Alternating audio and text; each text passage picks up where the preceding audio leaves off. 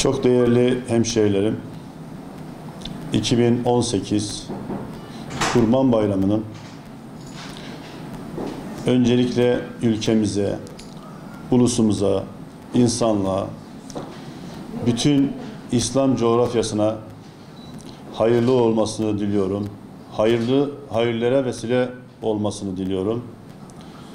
Özellikle Filistin'de yaşanan insani dramı hepinizin dualarıyla, dua telkinleriyle zulüm eden emperyalist İsrail yöneticilerine de bir kapak olması dileğiyle bütün İslam aleminin mübarek Kurban Bayramı'nı tebrik ediyorum. Umut Kervanı Muş temsilciliği olarak Kurban Bayramı'nı tüm İslam alemine, tüm insanlığa hayır ve bereket getirmesini diliyoruz. Hepsini tebrik ediyoruz. Malumunuz İslam alemi bugün topyekün bir saldırı melaneti altında ezilmektedir. Zalimler birleşmişler, güçlerini toplamışlar, var güçleriyle İslam beldelerine saldırmaktadır. Nereye bakarsanız bir gözyaşı varsa, kan varsa hepsi İslam beldeleri. İnşallah bu son bayramımız, acı çektiğimiz son bayram olur. Bundan sonraki süreçte inşallah Müslümanlar yek vücut olur. Bir vücudun azaları gibi toplanıp inşallah zalimlere gereken dersi verecek ve inşallah bu bayram toparlanmamıza, bir olmamıza vesile olur. Bu vesileyle hepsinin bayramını tebrik ediyorum.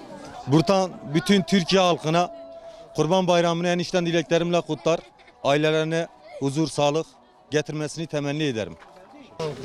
Bütün Türkiye halkının bayramını kutlarım.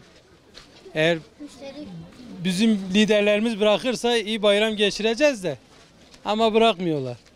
Vatandaş kurban alamıyor. Vatandaş tatlı alamıyor. Vatandaş tatlı alamıyor.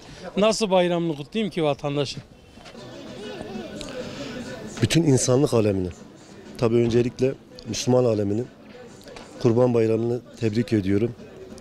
Ülkemize ve bütün insanlığa barış, huzur, kardeşlik ve sevgi getirmesini diliyorum. Şahsım adına ülkemizdeki özellikle son zamanlardaki çarpık anlaşma mı diyeyim, anlayış mı diyeyim, zihniyet mi diyeyim, her ne olursa olsun ben bunu kınıyorum.